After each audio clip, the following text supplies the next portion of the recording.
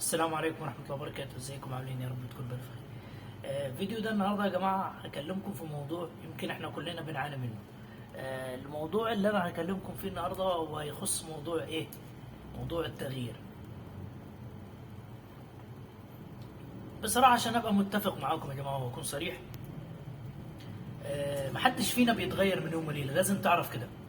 لازم تعرف ان التغيير محتاج حاجات انت لازم تعملها.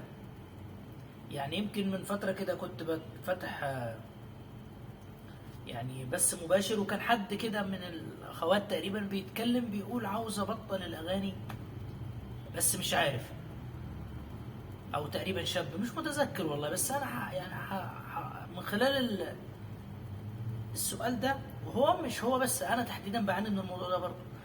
يعني بعيدا عن انت بتتفق ان الاغاني حرام ولا حلال ولا كده، بس في ناس عاوزه، يعني في ناس هو الاغاني عشان ما اخشش برضه في سكه تانية، حلال وحلال يعني وحرام وحرام، والكلمات والموسيقى والحاجات دي. بس في واحد عاوز يتخلص منها خالص، خايف يعني. طب اعمل ايه؟ السهر برضه، الناس اللي بتعاني من السهر وكل يوم كل يوم تصحى الصبح وتقول انا مش هسهر تاني. الناس اللي بتعاني من السوشيال ميديا، الناس اللي بتعاني من حاجات كتيره جدا وهي محتاجه انها تتغير. بس هو اول حاجه لازم تعرفها انه التغيير زي ما قلت مش بيجي من يوم وليله. يعني العادات اللي مشكلتنا يا جماعه في التفكير في الدماغ، لان الدماغ يا جماعه بياخد مننا حيز كبير جدا ان احنا نبرمجه ونخليه يشتغل لمصلحتنا احنا. يعني احيانا انت بتعمل حاجات بتبقى اصلا مقهور عليها، بجد بتعمل الحاجات دي انت مقهور عليها، مش عارف ان انت تتخلص منها. يعني هديك مثال بسيط.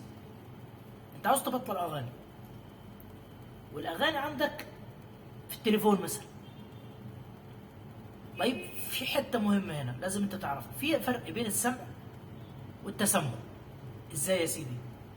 يعني انا لما اكون حاطط الاغاني في تليفوني، اكيد انا خلاص هي بالنسبه لي موجوده، هفتح التليفون واحط السماعات مثلا هاند فري واتفرج على الاغاني واستمع او اعمل اي حاجه. لكن تخيل ان انت الاغاني دي عندك مش موجوده، ودي عاوزه جهاد برضو، يعني هي مش سهله. هتعمل ايه؟ مش هتسمع اغاني.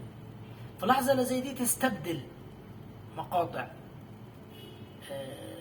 العلماء، بودكاست.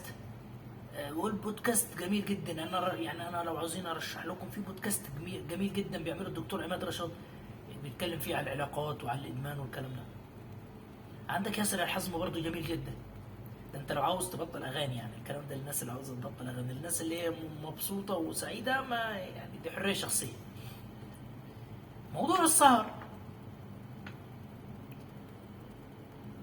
يعني مش عايز اقول لك ان انت هتدي نفسك كميه وعود الصبح انا هبطل اسهر، والله العظيم انا لما اروح البيت هقفل التليفون، انا هاخد دش وبعد كده انام، انا هعمل كذا هعمل كذا هعمل كذا، وبعد كده لا حياتي فهمت. بص يا سيدي والله بجد، هو الموضوع ده انا معاك، انا نفسي يعني ابطل سهر زيك بصراحه. بس في حاجات انت ممكن تقدر تعملها. ممكن هو المشكله في ان انت تمسك التليفون وتخش على النت. يعني احنا بنبقى عارفين متاكدين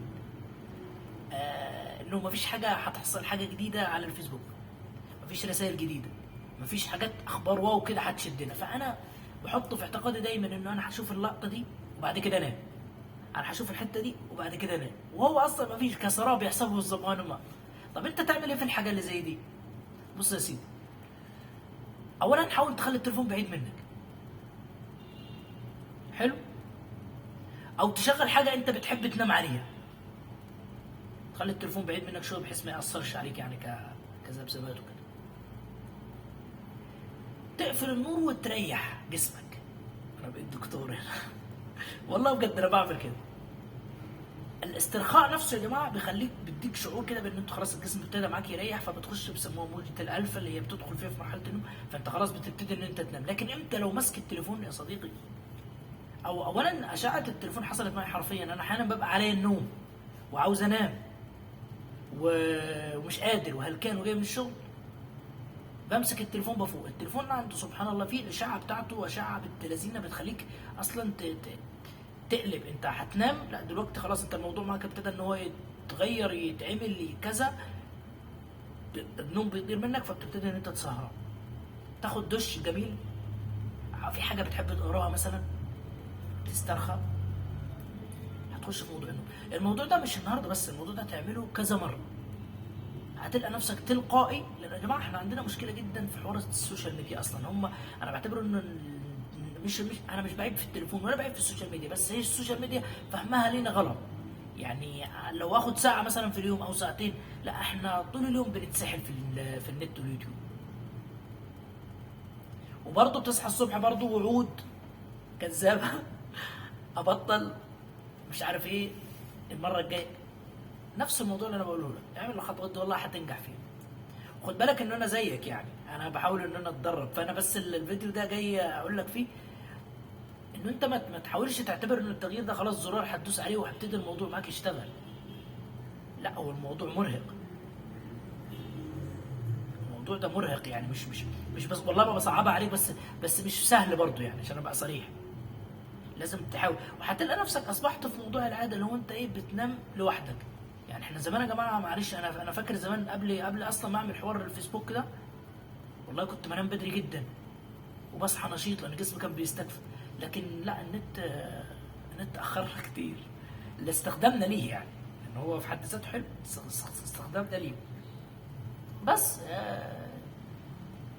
والتغيير مطلوب في كل حاجه، بس يمكن النقطتين دول انا بسمع ناس كتيره بيتكلموا عليهم، ولا عاوز ابطل اغاني مش عارف.